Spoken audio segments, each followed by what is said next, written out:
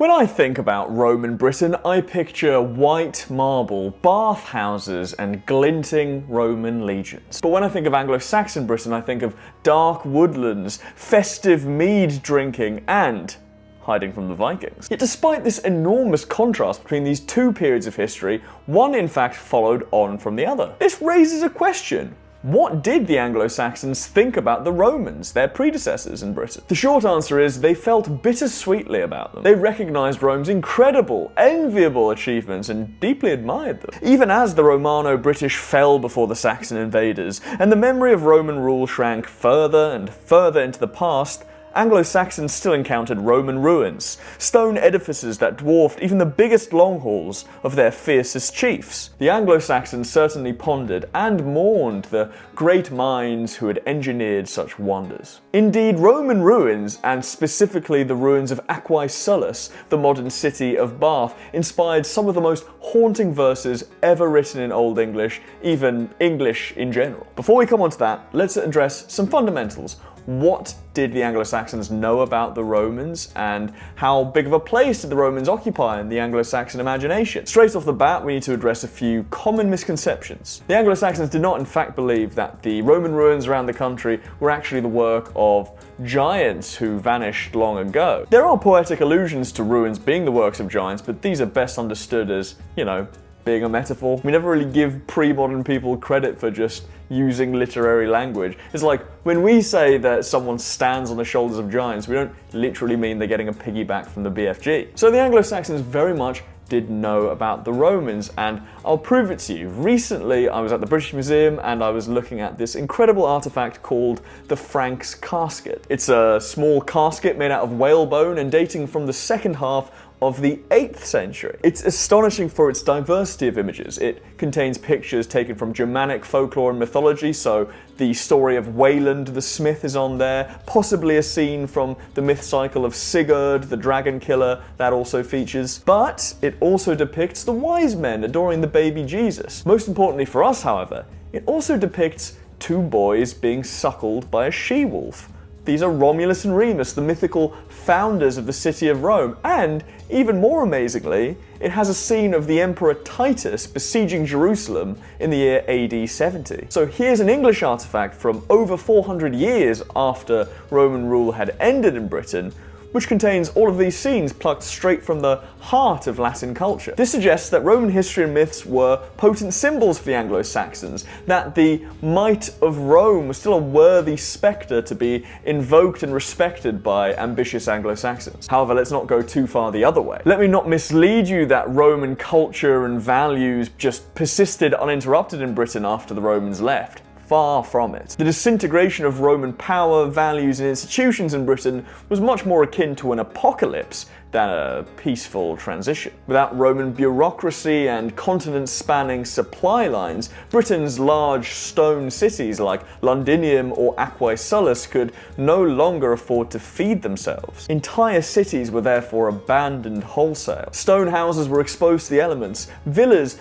with underfloor heating were exchanged for houses made of mud and wood. The hill forts used by the pre-Roman Celts were actually reoccupied in the 5th century. In fact, much of the country was already losing its Romanness before the Saxons arrived. This is because in the power vacuum that the legions left, those who were already armed and organised could benefit the most quickly. In many cases, this meant highland tribes who had never really submitted or certainly not relied on Roman rule. These were tribes who still had kings and aristocrats and, most importantly, armed warbands. So they came down from the mountains and settled the lowlands, prompting a first wave of de-Romanization before Saxon Germanic warriors started arriving by the boatload. What had once been a province of a mighty empire which had stretched from the River Thames to the River Nile splintered into a mosaic of tiny, petty chiefdoms, each one barely bigger than the size a single warband could patrol in a day. So despite the Anglo-Saxons certainly admiring the Romans,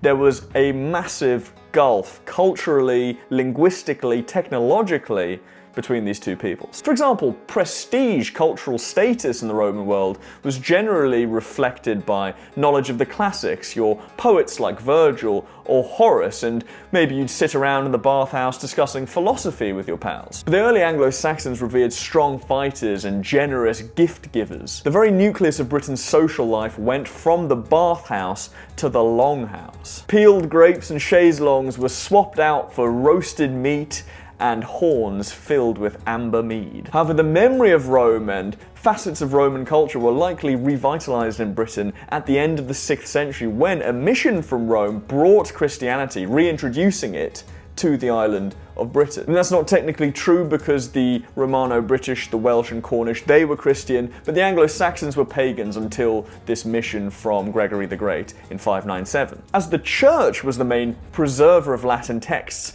in the West, knowledge of the Romans would have grown in England with the reintroduction of Christianity. The knowledge of the Romans also would have been strengthened by growing ties with the more Romanized and Romanizing kingdoms on the continent, like the kings of the Franks. To summarize then, in the Anglo-Saxons we have a Germanic culture hailing from outside of the Roman Empire, but one which, through their colonization of a former Roman land, their perception of ruins, and their engagement with Roman culture through the Church, came to admire and respect the Romans. But I did promise you a poem, and this is our most exciting and poignant source for studying the relationship between Anglo-Saxons and Rome. The poem is given the name The Ruin by modern scholarship and is found in what is called the Exeter Book, probably the greatest single compilation of Old English literature we have. It's a text from the end of the 10th century. However, the Exeter Book was likely copied from other books, and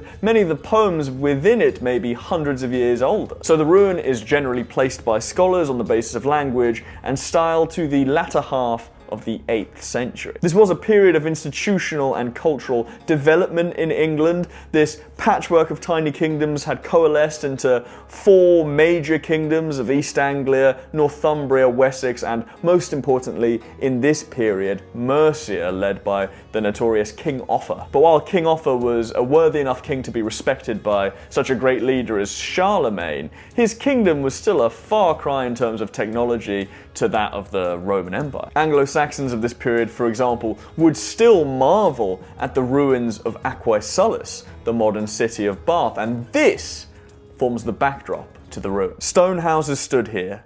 A hot spring gushed in a wide stream. A stone wall enclosed the bright interior. The baths were there. The heated water.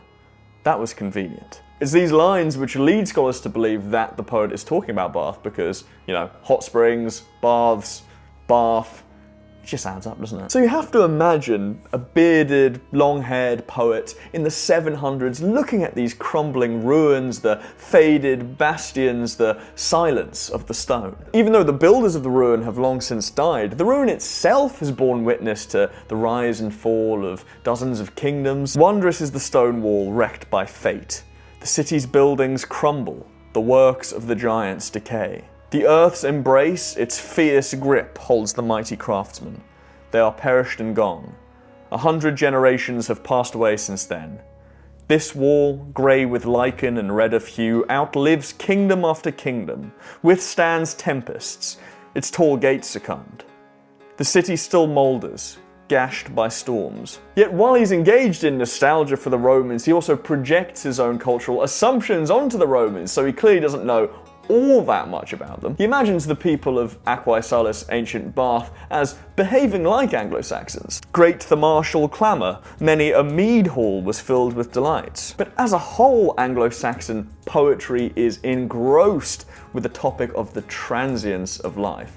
As am I. Riches, glory, love, it can all disappear overnight. Fate can strike like lightning. But even if a sudden disaster doesn't come your way, you are going to lose everything, because time conquers all. The Anglo-Saxons even had a word for this melancholic reflection on impermanence: Dúscéawng. Dúscéawng has fast become my new favourite word, and it means the contemplation of dust. Now I hope you consider subscribing to this channel if you haven't, because there's going to be a whole load of dusje wong from here on out, baby. Let's go! You see, to the Anglo-Saxons, dust is not mere dirt.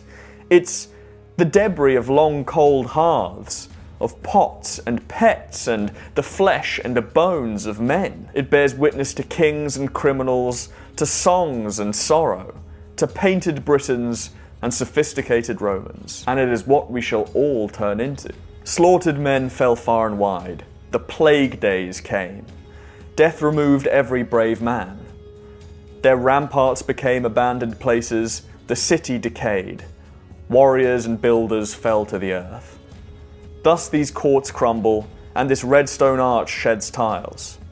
The place falls to ruin, shattered into mounds of stone where once many a man, joyous and gold bright, dressed in splendour, proud and flushed with wine, gleamed in his armour. And an extraordinary and sumptuous twist of irony, the very book on which the poem is transcribed is damaged. This makes part of the poem unreadable. It's the ultimate proof of the poet's words. These very verses lamenting how everything in the end is lost to time and decay have themselves been partially lost to time and decay. So the 2,000-year-old ruins of Bath haunted this Anglo-Saxon poet 1,300 years ago, and he pondered that the same fate might await him in his culture. And now indeed the Anglo-Saxon is a relic. His language so distant even from us, British people, his ancestors, that we can't understand it. His culture, his kingdom, the very book on which his words were transcribed, all have either decayed or transformed beyond recognition. And it makes you think of the person reading our works, looking at our buildings, hell, maybe even watching this YouTube video 1,000 years hence. How strange we will seem to them and what ideas they might project onto us. Such is life. The currents of time are vast. It's a river with steep banks, moving, ever flowing, inexorably towards the sea of oblivion. As another poem in the Exeter Book, The Wanderer, one of the all-time great masterpieces of the English language, says, "Then he who has brooded over these noble ruins, and who deeply ponders this dark life, wise in his mind, often remembers the many slaughters of the past, and speaks these words: Where has the horse gone? Where the man? Where the giver of gold? Where is the feasting place? And where the pleasures of the hall? I mourn the gleaming cup, the warrior in his corslet, the glory of the prince. How that time has passed away, darkened under the shadow of night, as if it had never been." Thank you so much for watching, and I hope you stick around for more videos.